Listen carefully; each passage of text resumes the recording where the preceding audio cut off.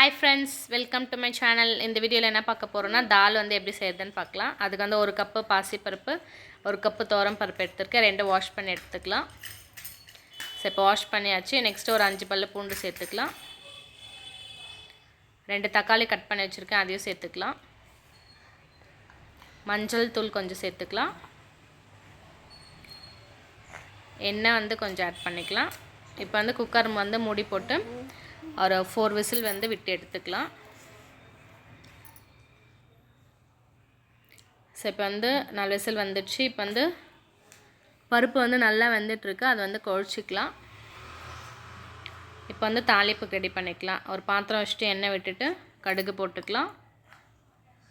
கடுகு பொரிஞ்சதும் நம்ம சீரகம் வந்து ஆட் பண்ணிக்கலாம்.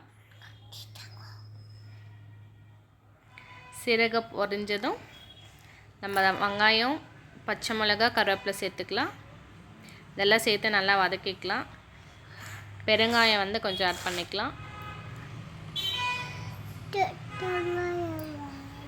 இஞ்சி பூண்டு பேஸ்ட் கொஞ்சம் ஆட் பண்ணிக்கலாம். இதெல்லாம் பச்சை வாசனை போகிற வரைக்கும் நல்லா வதக்கிக்கலாம்.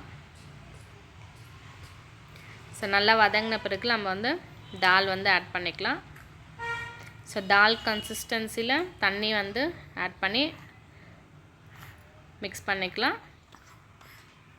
நெக்ஸ்ட்டு உப்பு வந்து ஆட் பண்ணிக்கலாம்.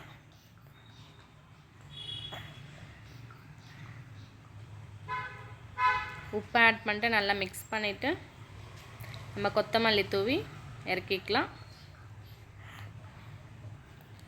ஸோ டேஸ்டியான தால் வந்து ரெடி ஆயிடுச்சு. இது வந்து நம்மளுக்கு தோசை, சப்பாத்தி எல்லாத்துக்கும் வந்து சைட் டிஷ் ரொம்ப நல்லாயிருக்கும். நீங்களும் ட்ரை பண்ணி பார்த்துட்டு எப்படி இருக்குன்னு சொல்லுங்கள். இந்த வீடியோ பிடிச்சிருந்துச்சுன்னா லைக் அண்ட் சப்ஸ்கிரைப்.